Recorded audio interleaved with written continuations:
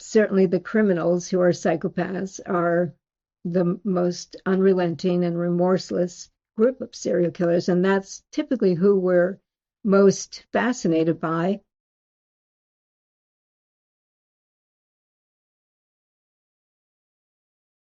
I have in my mind what I think a serial killer is. From a criminologist standpoint, though, what is a serial killer? The definition of a serial killer has evolved over the years, but if you go with the FBI's definition, which most of American law enforcement does, it's somebody who has killed at least two people on at least two separate occasions. And that's all. There's nothing else in that definition. That seems like such a lower definition than what I think of as a serial killer, because I think of like Ted Bundy, I think of Jeffrey Dahmer, those kind of people, not someone who's just killed two people. It used to be much more involved, but then it left out people. Like one definition they used to have was different locations. Well, that leaves out John Wayne Gacy. And then they had the cooling off period, and nobody knew what they meant. Neither did they. So they dropped that. Then some of the definitions were motivational. It was only sexually motivated. But then what about people who kill over greed or a mission or anger? So that left them out.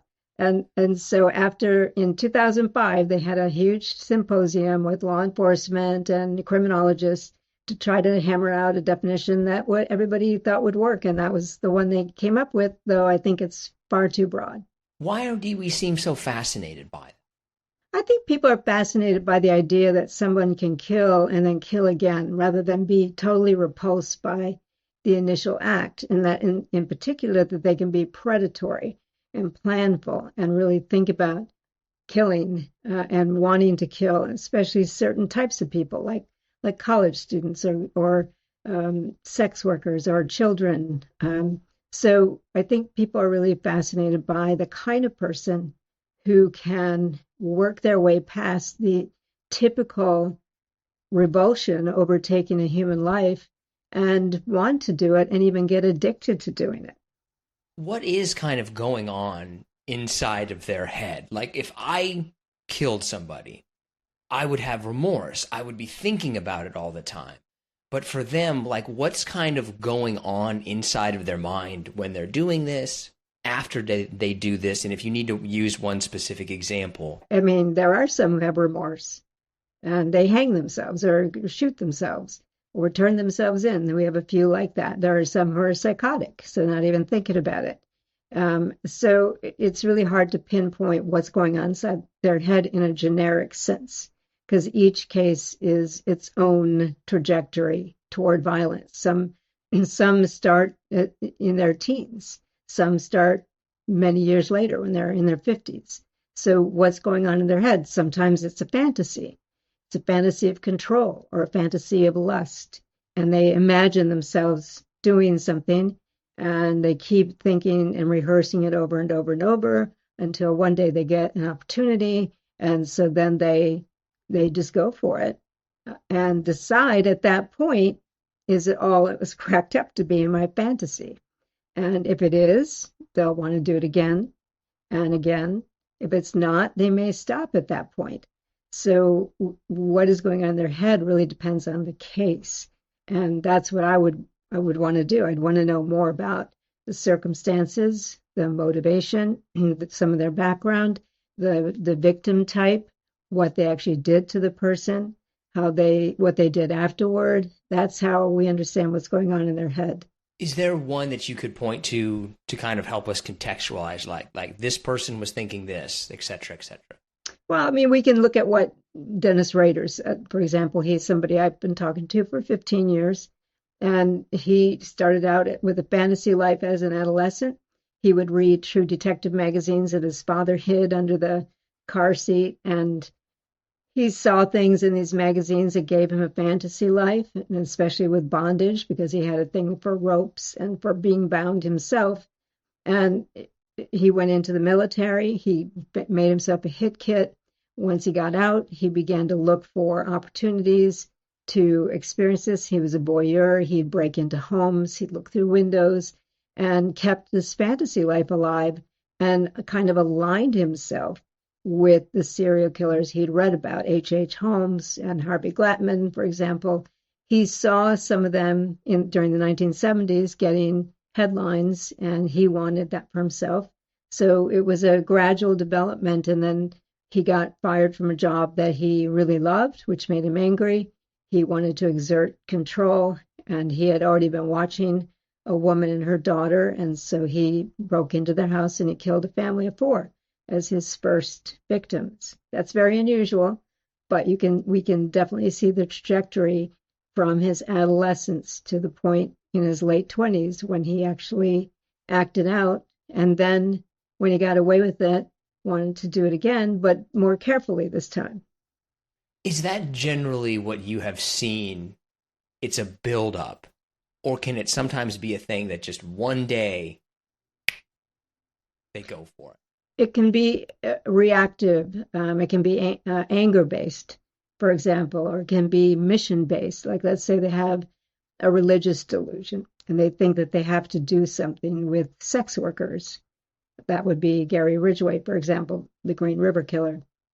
He thought of himself as helping the police clean up the streets. But also, it was just something he wanted to do. He was kind of a necrophile as well. He would return to the bodies, and as he put it, until there were too many maggots, even for his own. Yeah. So he's different. He's unusual, and there are not a lot who are like that. But he had a mission in his mind, and that was part of it. Robert Hansen wanted to sort of set them loose and chase them like a hunter. So that was the challenge that he wanted. Jeffrey Dahmer wanted an unconscious body that he could have complete control over. So it's really case by case. It's not easy. There's a buildup in many of them if they're led by a fantasy life, but they're not all led by a fantasy life. Some serial killers are greed motivated. They want money. They want or healthcare serial killers. They're wanting to control or to punish. Why is it so variable? Because the definition of a serial killer is about a behavior. It's not about a mental state. So within that frame of that behavior, which is very broad, you can have a lot of different mental states. Is there something that you would say, even in a very general sense, that seems to unite them and they have these characteristics or this kind of psychology or anything that seems to kind of be a thread that they share? Really it, right? Many of them, a high percentage of them would be considered psychopaths.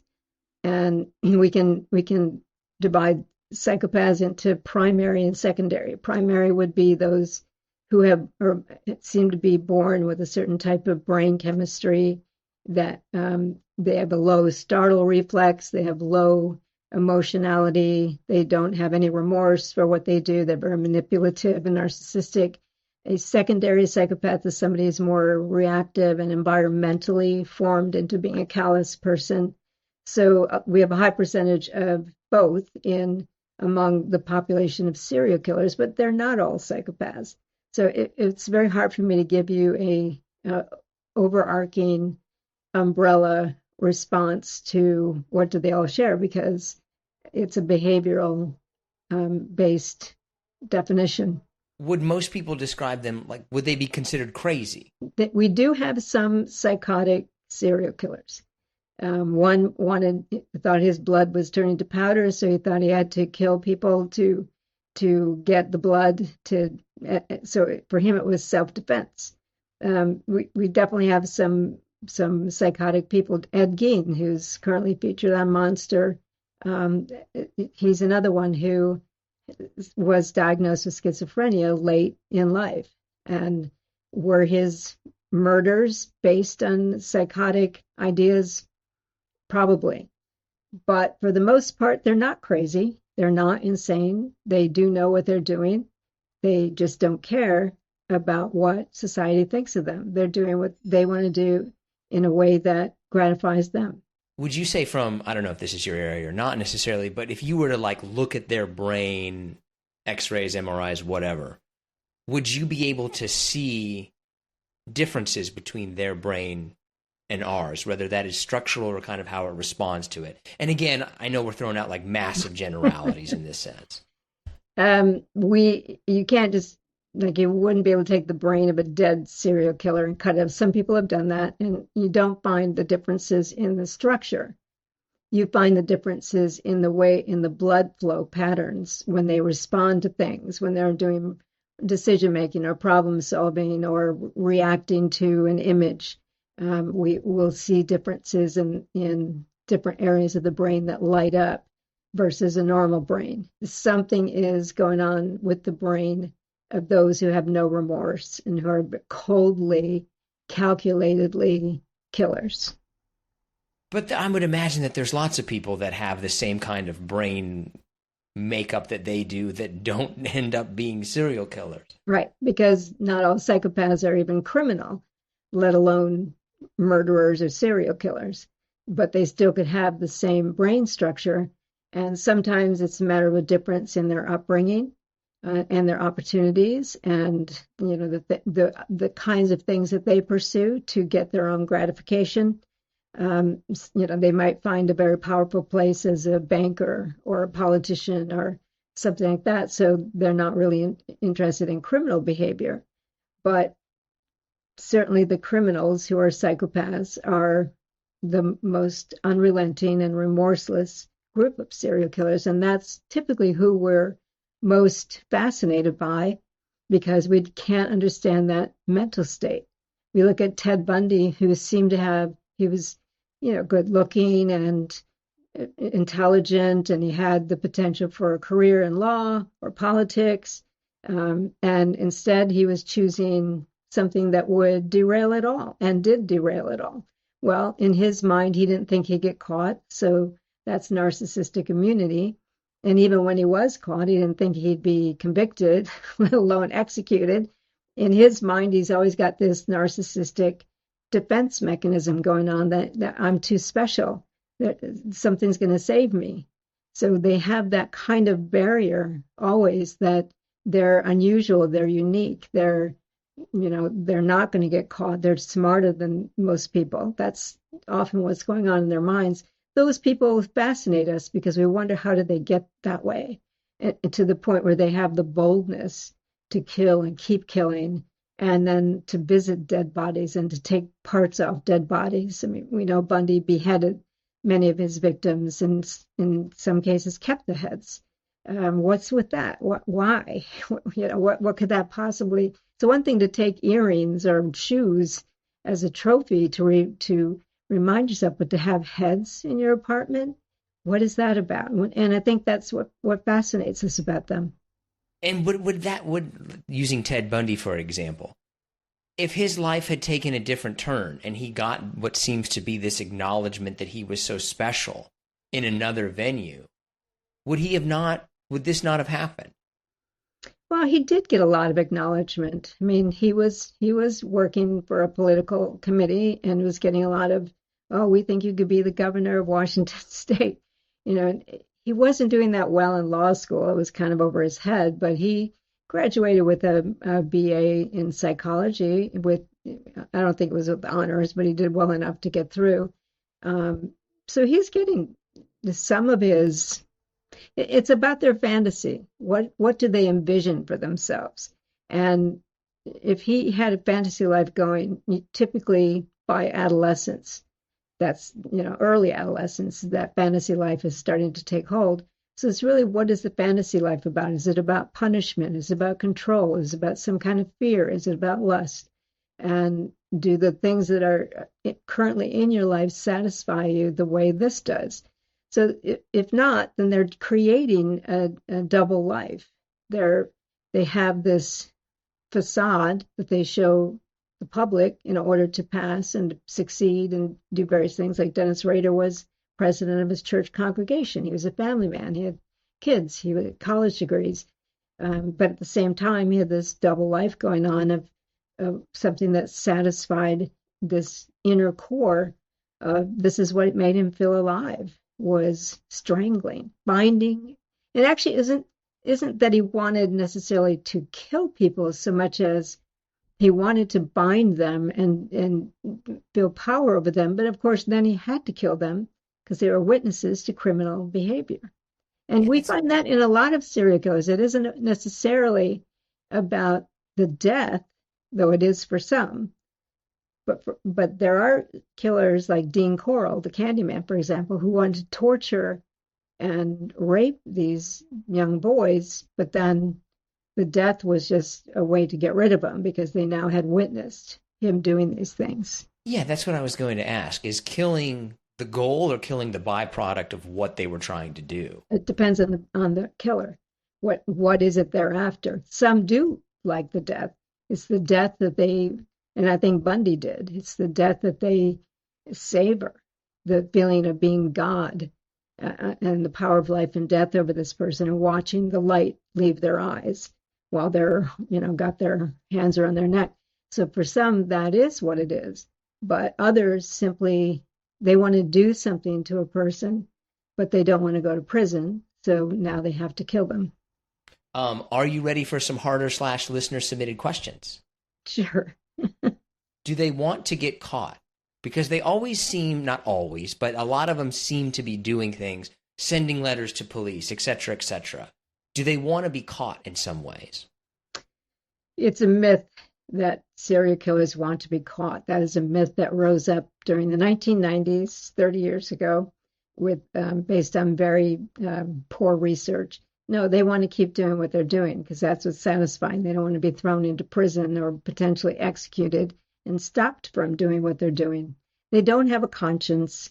Often people think they want to get caught because they do have a conscience. Well, those people actually end up turning themselves in or doing something, that will undermine them. A lot of them have made mistakes. I have one book, How to Catch a Killer, where I have 30 cases of serial killers and how they got caught.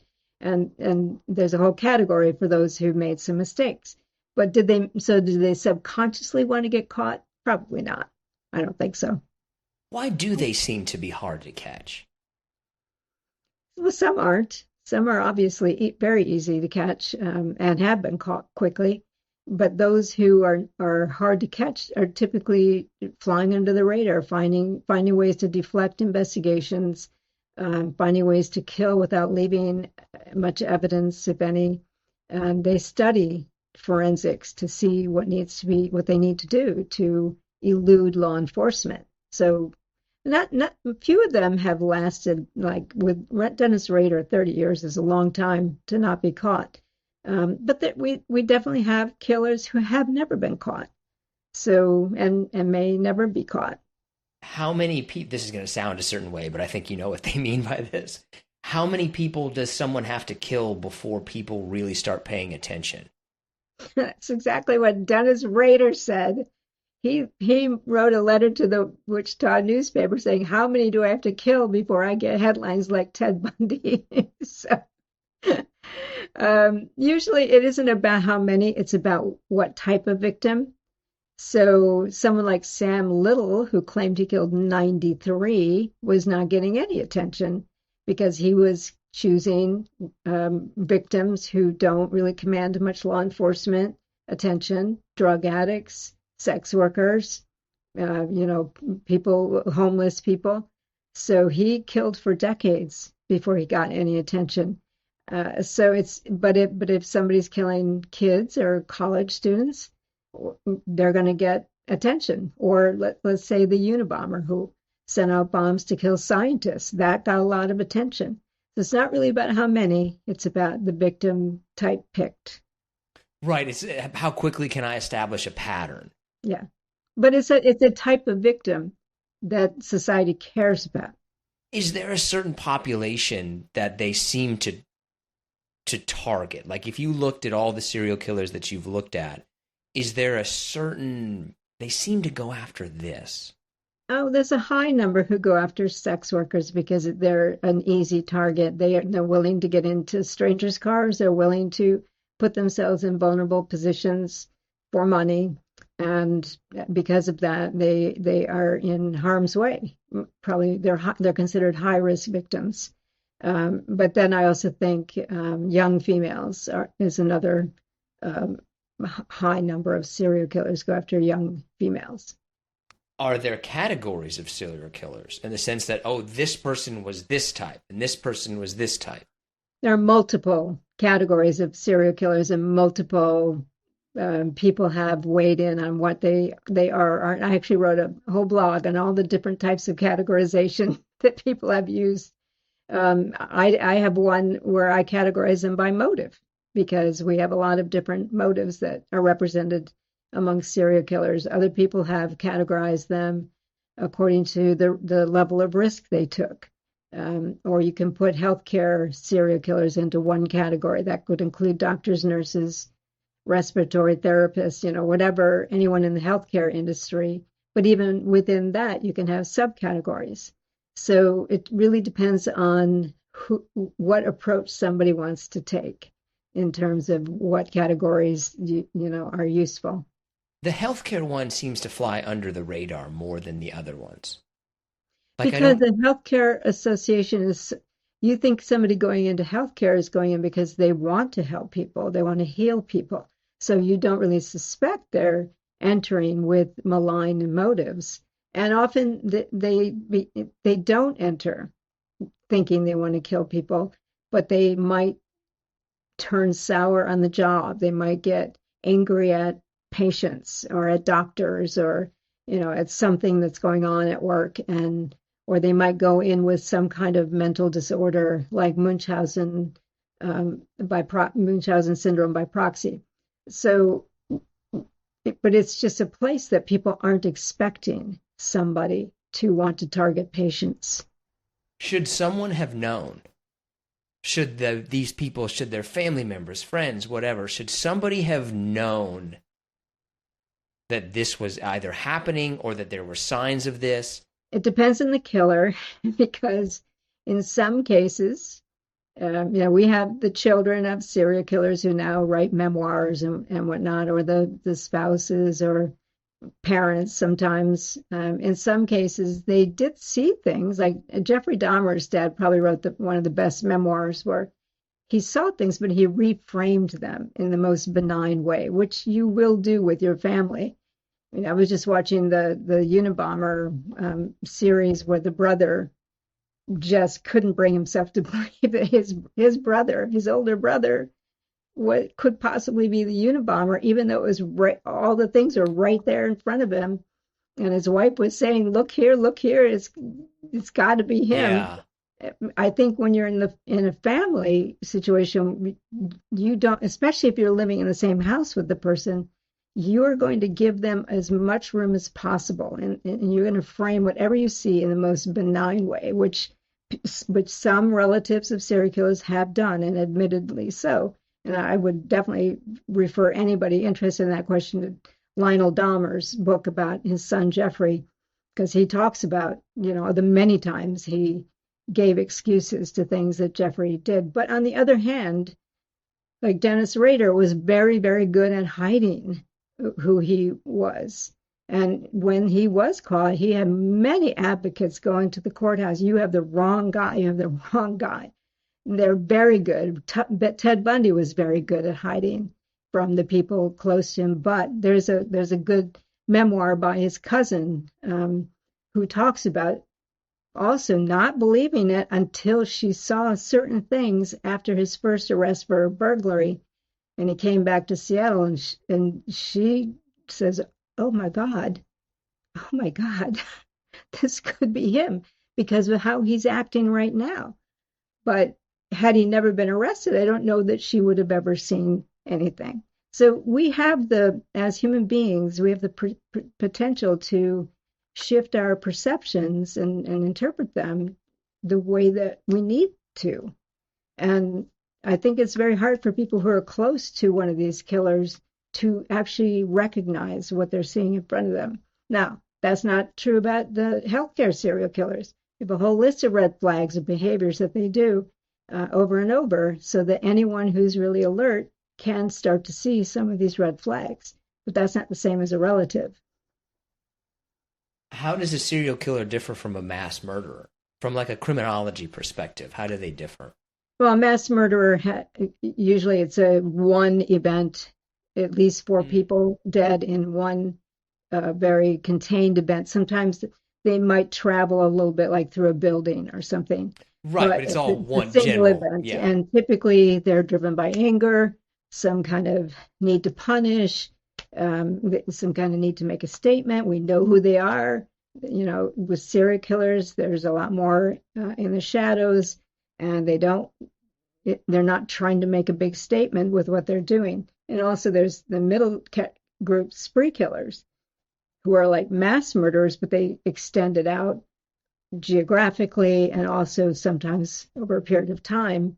But they're still caught in the throes of this precipitating incident, this anger, and they just keep moving and acting out, but they're not like serial killers. Is that odd when you talk to them though? Like you know what they did. Yeah, but I'm in there for clinical reasons. I'm not um, befriending them. I'm studying them, and they know that. That's the deal. So then it's not that odd, really, because I have a purpose and a goal for what I'm trying to do, and I'm talking with them. And Even if they don't maybe show remorse or they don't seem to show compassion, did they seem intrigued or confused or wonder why they do this? Like, why did I turn out like that? oh yeah, and that's why they are willing to talk to me. They do want to explore. Bundy was like that. He wanted to explore. Some don't care. They or they're just going to play you. There's a few that I mean I wouldn't talk to because I know they're just going to lie and manipulate and play games. But yeah, they do want to explore. And Rader, we spent 5 years working on his book, and he did do some hard work, thinking through, reading things that were tough, and thinking through how it applied to him and whatnot. Henley was very exploratory, but he was his IQ I think was 126, and he was a reader, so he was very easy to talk to and really get through things with, even though it was hard for him to remember to think about the things he had done that he wanted to disavow. But so I don't have an answer for who's nice, but certainly if they don't want to explore, if they don't want to reflect over it, then I don't want to talk to them. I will spend my time doing something with someone who does. It's not like I just go in and want to talk to, oh, I need a serial killer. I don't. I want to talk to those who want to do the work because it's hard work and it's time consuming and it's expensive. And I'm not investing my resources in somebody who doesn't want to do it. Who do you think is really Jack the Ripper? It's too hard. It's very complicated, very complicated. And there's a book that has something like 333 suspects. And after I read it, I said, well, they don't have two that I know of. So there are so many suspects, and I don't even accept what they call the canonical five victims. I don't even accept all of them as Jack the Ripper victims. So that's too complicated for a We're quick never going to really answer. find out, right? No, There's not. there are people who think they do know because there's been some DNA, but there are problems with the DNA and it's too complicated. It's very complicated. So, Is there another one besides like Jack the Ripper seems like the big mystery? The Zodiac the one seemed Zodiac like the is a big big one. mystery. Yeah, that's Is there other ones that are kind of huge mysteries, or are those are really the big those two? are probably the two biggest. In serial killer land, you also have the John Bonet thing and Lizzie Borden. Did she do it? Those are the cases that haunt us, so to speak. But in serial killers, it's really the Zodiac and the Ripper are the two big ones. Why are there so many? Like, why are there so few women? There's quite a few women, female serial killers. Is it Many of really? them are on teams because they're married to the killers. A few of them have led the way on the teams. I think there's something like 12% of serial killers are women. Oh, I thought it was like there's been two in all No, of no, human there's quite a history or few. something. Just the problem is many people think that what you see in the media is all there is, which is a common misperception. The media doesn't cover them all. It doesn't cover all the black serial killers. It doesn't cover all the serial killers of other races in other countries. But they're out there. So unfortunately, too many people frame their understanding on what they're seeing or hearing on podcasts. But you really have to immerse in the literature to understand that there's a lot more to the story than what you're typically seeing. Yeah, I mean, for the level of fascination that we have and the type of crime that they commit, when you said, I think earlier there was 5,000 of them, I could only name maybe 10. 5,000 documented. How does it go under the radar? It doesn't go under the radar for criminologists.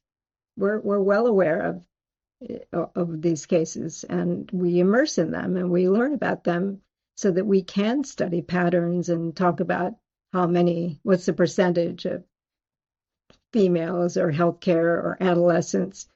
So we do have to know about them, but most people aren't attuned to the expert literature. They're looking at popular culture. Is that like the ones that slip through, right? Like in this, again, throwing out numbers, if I only kind of know about maybe 10 to 20 of them, why does the 4,980 I don't know about, like, what is it about them that they just slip past? Yeah, and I ask that of production crews all the time because it's the same ones over and over and over. I've been on many, many documentaries. It's many on Bundy, many on Gacy, BTK. They just keep doing the same ones. Why? Because when they pitch to get the funding, they have to have what they think is clearly they're going to get an audience.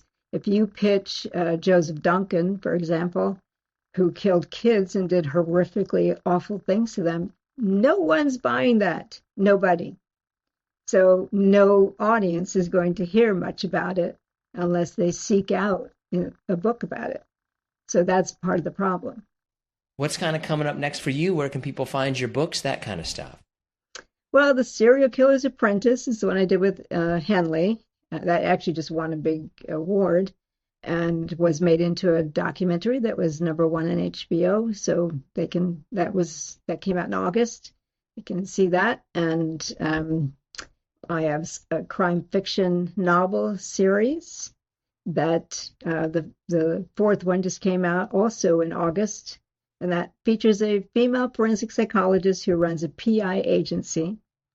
Thanks for checking out this episode of Profoundly Pointless. From society and sexuality to science and sports, every week we explore something new from a side of life you may never have heard of. Subscribe if you're interested. There's a playlist, I think, on the right if you want to see more videos like this. Someday I'm going to finish painting that wall, and just for the record, I'm not orange. I just don't know how to fix this. But thanks for checking out the show. Would love to hear from you. Okay, I should stop. Stop. There it is.